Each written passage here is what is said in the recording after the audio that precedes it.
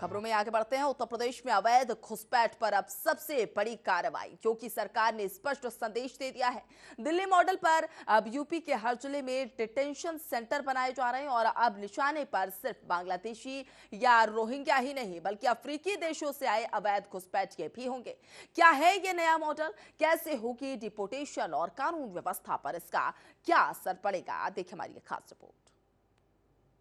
उत्तर प्रदेश में अवैध घुसपैठ का खतरा लगातार बढ़ रहा है। पिछले कुछ वर्षों में नोएडा, मेरठ, गाजियाबाद, सहारनपुर और लखनऊ जैसे शहरों में सुरक्षा एजेंसियों ने अवैध विदेशी नेटवर्क का भंडाफोड़ किया। कई रोहिंग्या और बांग्लादेशी फर्जी दस्तावेज बनवाकर भारत में बस गए और आपराधिक गतिविधियों में शामिल पाए गए। और इस स्थिति को देखते हुए सरकार ने दिल्ली मॉडल की तर्ज पर पूरे प्रदेश में डिटेंशन सेंटर बनाने का निर्णय लिया है। इन सेंटरों में पकड़े गए विदेशी नागरिकों को तब तक रखा जाएगा जब तक उनकी डिपोटेशन प्रक्रिया पूरी नहीं होती।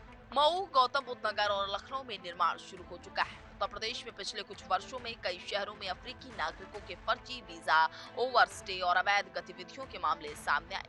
कई लोग वीजा समाप्त होने के बाद भी भारत में रह रहे थे और फर्जी एजेंटों की मदद से ठिकाना बना चुके थे। अब सरकार की नई नीति के तहत पुलिस नियमित जांच करेगी और जिनके पास वैध दस्तावेज नहीं होंगे उनकी सीधे डिटेंशन सेंटर में एंट्री होगी। और इन सेंटरों में पहचान सत्यापन, दूतावास से संपर्क, नागरिकता की पुष्टि और डिपोटेशन के लिए पासपोर्ट, ट्रैवल डॉक्यूमेंट की प्रक्रिया पूरी की जाएगी। पहले विदेशी नागरिक जेल में रखे जाते थे, लेकिन डिटेंशन सेंटर व्यवस्था को प्रभावी बनाएंगे।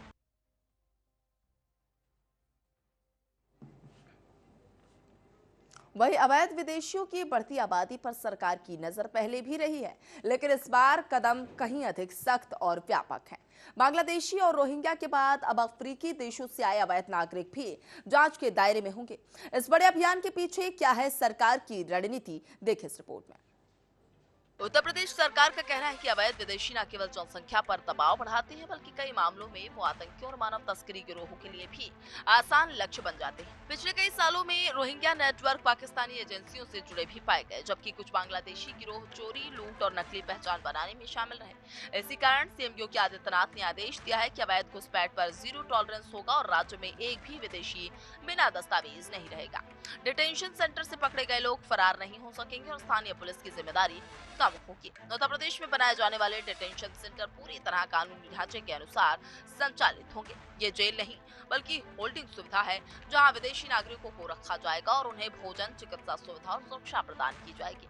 इन केंद्रों में सीसीटीवी निगरानी, बायोमेट्रिक रजिस्ट्रेशन, अलग अलग बैरक और 24 घंटे सुरक्षा जैसी सुविधाएं भी होंगी। जैसे ही किसी देश का दूतावास आवश्यक कागज पूरे करेगा, डिपोटेशन की प्रक्रिया तुरंत शुरू होगी। सरकार का मानना है कि इससे न केवल कानून व्यवस्था मजबूत होगी बल्कि नागरिक दस्तावेज, किराएदारी और रोजगार में भी फर्जीवाड़े पर भी प्रभावी रोक लगेगी। उत्तर प्रदेश सरकार अब अवैध विदेशी घुसपैठ पर सबसे बड़ा एक्शन शुरू करने जा रही है।